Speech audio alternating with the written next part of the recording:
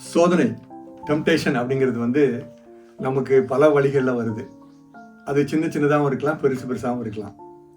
40 நாள் நம்ம சாப்பிடாமல் இருக்கணும், ஒரு நேரம் சாப்பிடாமல் இருக்கணும், அல்லது சில குறிப்பிட்ட உணவுகளை, அதாவது அசைவ உணவுகளை ஒதுக்கி வைக்கலாம் அப்படின்லாம் சொல்லுவாங்க. அந்த நேரம் தான் நமக்கு கூட கொஞ்சம் சோதனை வரும், அதை சாப்பிடலாம் போல். சாப்பாடு ஒரு முக்கியமான சோதனை தான். இயேசு கிறிஸ்துவுக்கு முதல் சோதனை அதுதான். சாப்பாடு பசியாக இருக்குது, கல்லுகளை அப்பமா மாற்று அப்படின்ட்டு, உனக்கு அதிகாரம் இருக்குது செய்ய அப்படின்னு சொல்லி பிசாசு சொல்கிறான். இயேசு கிறிஸ்து அதுக்கு பதிலாக பழைய ஏற்பாட்டிலிருந்து ஒரு அருமையான ஒரு வசனத்தை கோட் பண்ணுறாரு. என்னன்னா, உபாகமம் 8ஆம் அதிகாரம் 3ஆம் வசனத்தில் இருக்கு. இஸ்ரவேல் மக்கள் 40 வருஷம் வனாந்தரத்தின் வழியாக நடந்து வந்துட்டு இருக்காங்க. அவங்க வரும்போது அவங்களுக்கு சாப்பாட்டுக்கு வழி இல்லை. லட்சக்கணக்கான மக்கள் வராங்க. அவங்களை என்ன பண்ணுறது அப்படின்னு சொல்லும்போது ஆண்டவர் வானத்திலிருந்து சாப்பாடு கொடுக்குறாரு.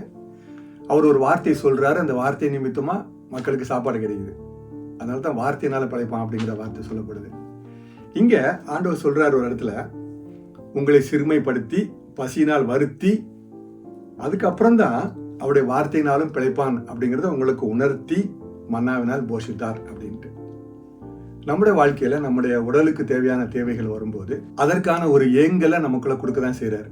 ஏன்னா நம்ம உடம்புல இருக்கிறோம், மனுஷ உடம்புல இருக்கிறோம்.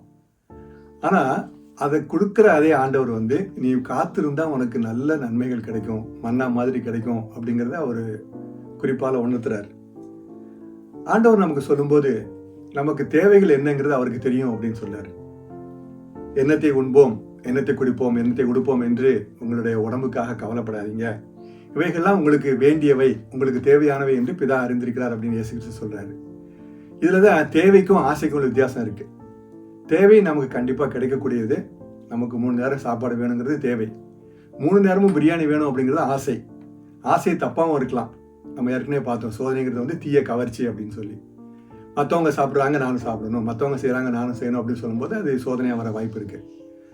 ஆண்டவர் நமக்கு பரமபிதா, நமக்கு அப்பா, பரலோக பிதா.